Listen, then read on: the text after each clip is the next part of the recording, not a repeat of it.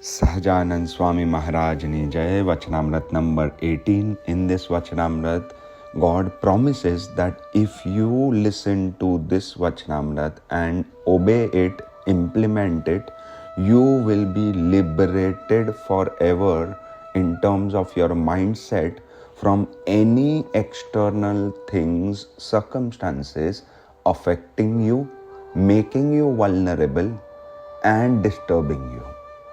How is this possible? He says, externally, let whatever happen in life, internally, you will be immune as if you have taken a vaccine for COVID, and now COVID will not cause you the same damage that it causes to a person who is not vaccinated. The same virus could be life-threatening to your neighbor, but for you, it will only cause you some cold and cough, and that's about it. That is what vaccinations do. And this kind of a mental vaccine is what he is trying to give us so that we can live life as he designed it to be lived as. He gives two solutions to this. First, that give up the negligence, antahakaranni gaflai, that we have inculcated. What does he mean by this negligence? We have completely lost control on our own faculties, on our own mind, on our own intellect, on our own conscious and subconscious thinking, and on our senses through which we intake information and act in life. We have gotten into the mindset that we just have to go with the flow and live life as it happens, take each day as it comes. Even on the path of spirituality, he says that Bhagwan મળ્યા છે, હવે કાંઈ કરવું બાકી રહ્યું નથી, is also gafalta. I have found God. God is all doer. Everything happens as per God will. Now I don't need to do anything.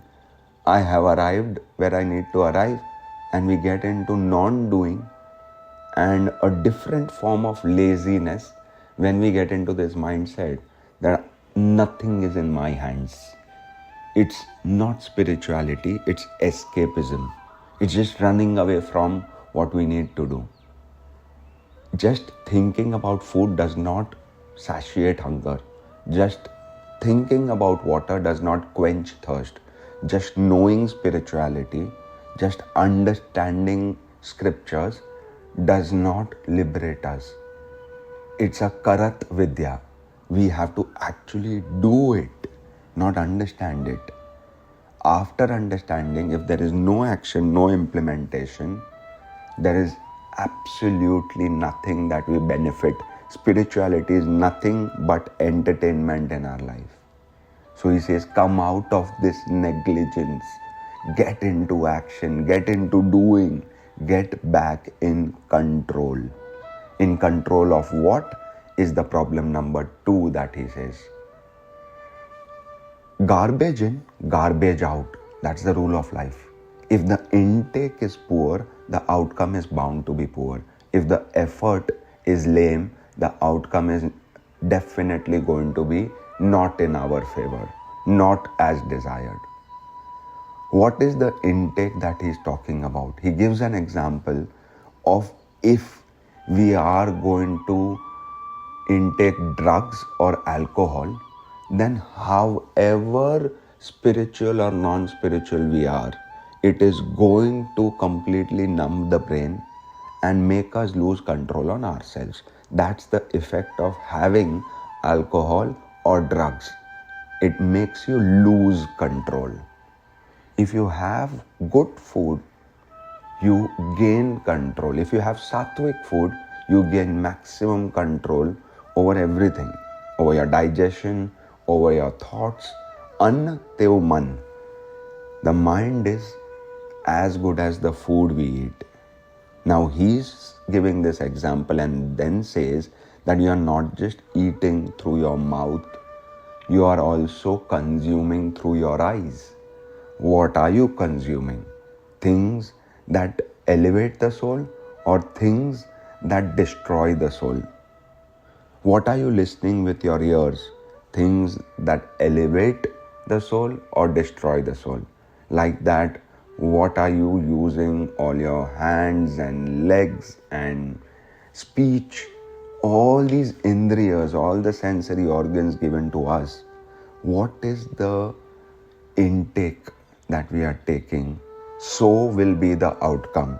If it is inferior, if it is ignorant, if it is lame, if it is not what will progress us, we are bound to be destroyed.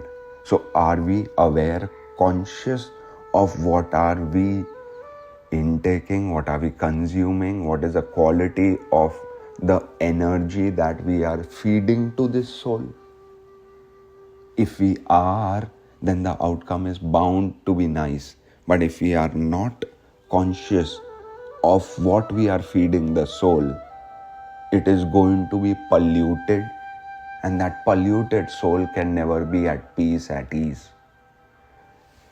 When the water in a lake is full of ripples and disturbance, all the mud pollutes the water and it seems like a brown lake. If you allow it to settle, if there is no movement, absolutely no movement in that stillness, all the mud settles in the ground and you can see crystal clear water. Is the soul still? Is the soul completely at peace? And that will only depend on what we feed it. Apart from the senses, it's the company that matters. Who are we surrounded with? We are eventually the subtotal average of the 5 people that we surround ourselves with. 5 close people, we are the sum average of them. Are we surrounding ourselves with like-minded people, or are we spending time with people who we don't align with at all, but just out of fear, just out of compulsiveness, just out of societal pressure, or just out of ignorance, we are giving into them, spending time with them, not nourishing our soul, but in fact damaging ourselves?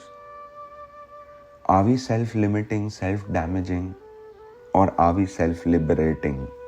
If we are going to stay in the company of saints, he says even the touch of the feet of a saint is so pure, so liberating, that it can really transform your inner being. If you are going to give the eyes the food of the sight of God's darshan, Sant's darshan, Saint's darshan, if we are going to give our eyes meditation, time to not indulge in pleasures, watching inferior, malignant content, or we are spending time in seeing spiritual or liberating content. How we use our time and energy and attention will eventually ensure or give us a nirmal buddhi or a brashta buddhi, a nirmal antahakaran or a brashta antahakaran. It's in our hands, he says. How aware and alert are we? How ignorant are we? Are we spending all the time that we have spared to ourselves after fulfilling our responsibilities? Are we investing that time in God and spiritual progress, or are wasting that in time consuming social media and just vyarth entertainment? This is what he wants us to learn, and he says if you listen to this and if you implement this, you are going to get into a liberating, immune mindset where nothing outside affects you and you are at peace, ease and liberated. Sahajanand Swami Maharaj.